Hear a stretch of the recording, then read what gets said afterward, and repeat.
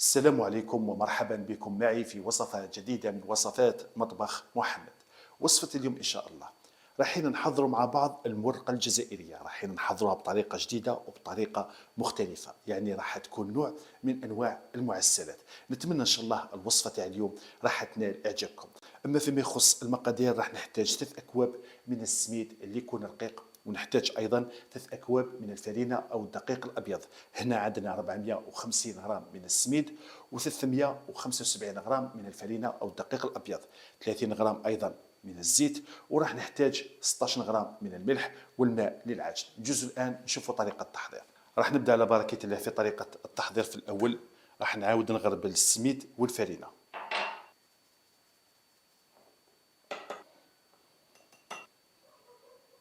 نعاود فقط نخلط السميد مع الفرينة، ونحط كمية من الماء اللي يكون دافي. يعني دائما الماء نضيفه بكمية قليلة باه نقدروا نتحكموا في القوام. لاحظوا القوام تاع العجين اللي لازم تحصل عليه في الأول، يعني العجين تاعنا يكون متماسك ما يكونش طري. راح نعاود نغطي العجين وراح نخلوه جانبا يرتاح على الأقل نصف ساعة. اللي عنده الوقت يقدر يخليه يرتاح ساعتين أو 3. هنا العجين تاعنا راهو ارتاح. راح نعمل مسحة من الماء على سطح العمل. نعاود فقط نبلل يديا ونعاود نفتح العجينة. بسم الله. يعني راكم تلاحظوا القوام تاعها كيف راه متماسك. نبدا بين كل فترة وفترة نبلل يدي وندخل الماء غير بشوية في العجين.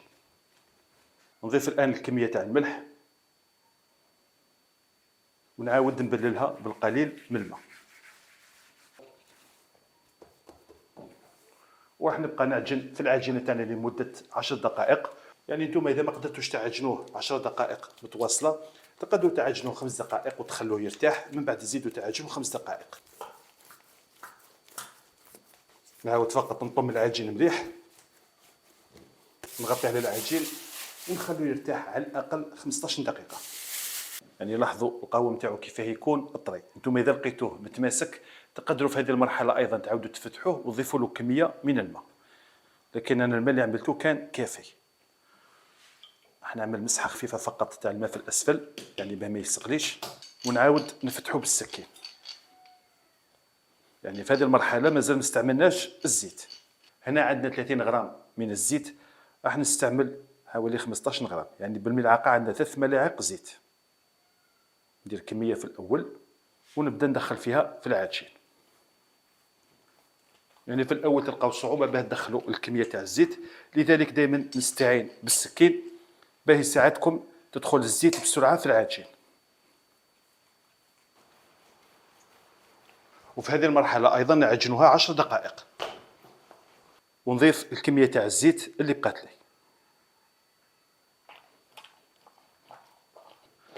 نعاود نغطي على العجين وراح نخليه يرتاح 10 دقائق. نبلل يديا بالقليل من الماء وراح نبدا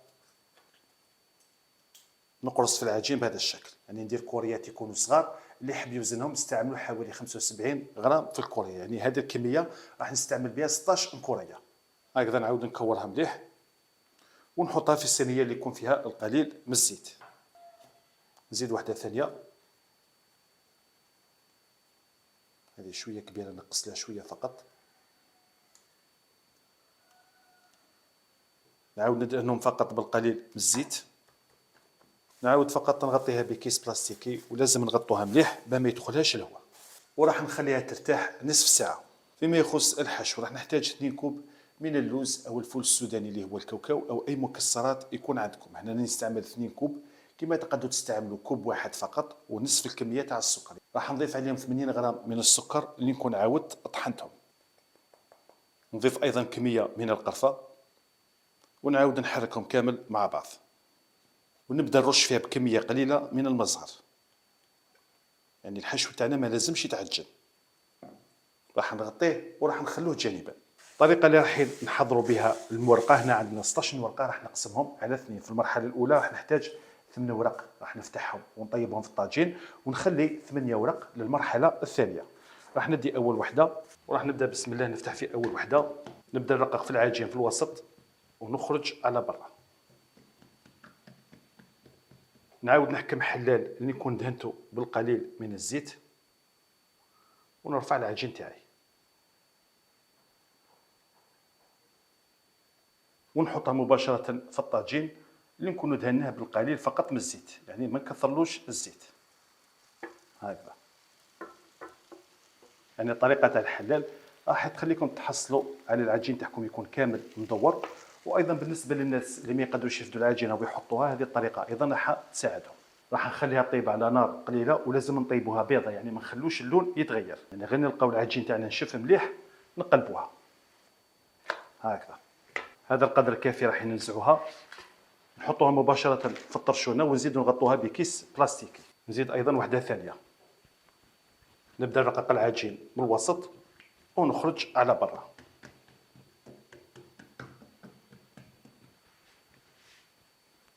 هكذا.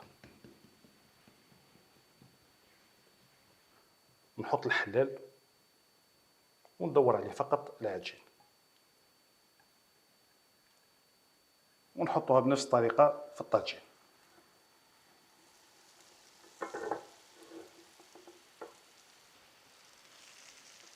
يعني نطيبوها هكذا بيضة فقط ونقلبوها وما تخلوهاش تطول بزاف، يعني باه ما تعاودش تيبس هكذا. هذا القدر كافي ونحطها مباشرة في الطرشونة. يعني لاحظوا القوام تاعها كيف لازم يكون قطعي. الآن راح نبدا نحضر في 8 حبات الثانيين اللي بقاو لي. راح نبدا نفتح في أول وحدة بسم الله.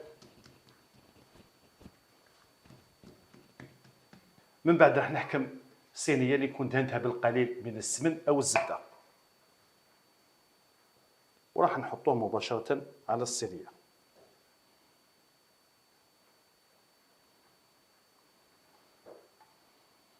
راح نحضر 3 طبقات بنفس الطريقة هكذا. نفتحوها شوية في الأول، نعاود نحطها في الصينية ونعاود نفتحها فقط. راح نعمل كمية من خليط السمن والزبدة كما تقدروا تستعملوا الزبدة والزيت. نزيد الآن طبقة ثالثة، نعاود فقط نرفع الجوانب ونعاود نطلعهم. نفس الشيء نعمل رشة من خليط السمن والزبدة. نحكم الأوراق اللي كنا حضرناهم، نعاود نطويهم بهذا الشكل هكذا، ونعاود فقط ننزع لهم هذا الزائد. يعني هذا الزائد ما راحش نرموه، نخلوه نخدموا به تشخشوخه ولا نخدموا به أطباق أخرى ونحطها لداخل. بهذه الطريقة راح نضمن أنه الأوراق اللي في الوسط يكونوا كامل طيبين. رشة خفيفة فقط من خليط السمن والزبدة. هذه الطبقة الثانية. نزيد أيضا رشة خفيفة من خليط السمن والزبدة. هذه الورقة الثالثة. يعني دائما بين كل طبقات نرش كمية من السمن والزبدة. وهذه الطبقة الرابعة، يعني عملنا 3 بالعجين وعملنا 4 من هذول طيبين. نعاود فقط نرفع العجين باه نخرج الهواء. يعني هذه الورقة اللي راني نفتح فيها هي رقم 8، يعني حطينا 3 بالعجين وبعد زدنا 4 طيبين، وهذه الرابعة تكون من العجين.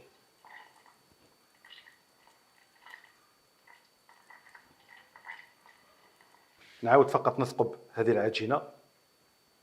راح نضيف الآن الكمية تاع الحشو، نعاود نوزعوه مليح على الأطراف. نعاود نزيد نفتح الآن وحدة ونعاود نحطها فوق الحشو، ونعاود نعمل له رشة من خليط السمن والزبدة، ونزيد بنفس الطريقة الآن نحط 4 أوراق، وبين كل ورقة نعملوا رشة من السمن والزبدة.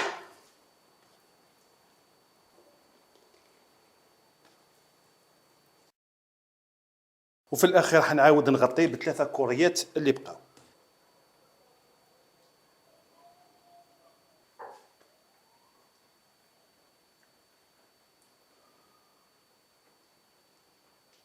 وهذه آخر وحدة. راح ننزع هذا الزائد اللي راه في الأسفل، لكن ما تطلعوش بزاف، شوية فقط. الآن راح نبدأ نعمل فتوحات في هذا العجين لهنا. يعني صغيرة فقط ماشي بزاف. من بعد راح نبدا نرفع في هذا الجزء ونردوه بهذه الطريقة. نعاود نضغط عليها شوية فقط، نعاود نغطيها ونخليها ترتاح حوالي 10 دقائق ان شاء الله. من بعد نبدا نطيب فيها. راح نبدا نطيب في المورقه تاعنا، لكن لاحظوا النار كيف لازم تكون قليله، خاصه اللي يكون في الوسط نقصلو شويه زياده على الاطراف. راح نحط الطاجين، من بعد باه نحطوا الصينيه تاعنا هكذا، وراح نعاود نغطيها في الصينيه الثانيه يكون عندها نفس القياس. اذا ما توفرتش عندكم الصينيه تقدروا تغطوا فقط بورق الطهي وورق الالومنيوم. وراح نخليها الان مده 15 دقيقه، وبين الفتره والثانيه لازم ندورها بهذا الشكل باش تتوزع الحراره جيدا على الصينيه. يعني لاحظوا اللون تاعها كيف يكون تغير كامل في الاطراف. لان واش راح نعمل، نعاود ننزع الطاجين وراح نطفي الكانون اللي في الوسط، يعني نخلي فقط اللي في الاطراف، والنار تاعهم ايضا ما تكونش قويه.